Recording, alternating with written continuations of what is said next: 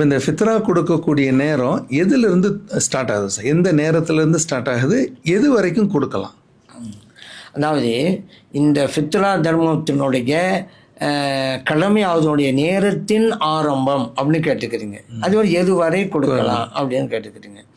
இதில் கடமை அப்படின்னு வரும்போது ஷாஃபி இமாம் சொல்கிறாங்க, பெருநாள் பிறை கண்டுவிட்டால் மகரிபு நேரம் தான் பிறை பார்ப்போம், அப்பொழுதே உங்களுக்கு ஃபித்ரா தர்மம் கடமையாகி விடுகிறது அப்படிங்கிறாங்க.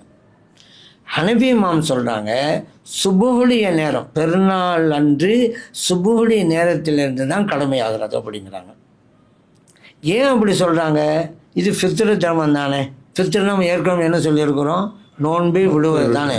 இப்போ ஷாஃபி இமாம் சொல்கிறாங்க, நீங்கள் மகரிப் ஆகி போச்சு, பிறகு பார்த்துட்டீங்க, நோன்பு விட்டுட்டீங்கல்ல, அப்போதே உங்களுக்கு ஆரம்பமாயிடும் அப்படிங்கிறாங்க. ஹனீஃபி இமாம் சொல்கிறாங்க, ரமலான் மாதம் முழுவதும் நம்ம என்ன செஞ்சுட்டு வந்தோம், பகலில் நோன்பு வச்சோம், இரவில் நோன்பு விட்டோம், அப்படி தான் செஞ்சுட்டு வந்தோம். சரி, நீங்கள் பெருநாள் இரவு அன்னைக்கு சுபுலேருந்து தானே நீங்கள் நோன்பு வைக்கிறத விடுறீங்க. நோன்புடைய ஸ்டார்டிங் வந்து சுபு தானே.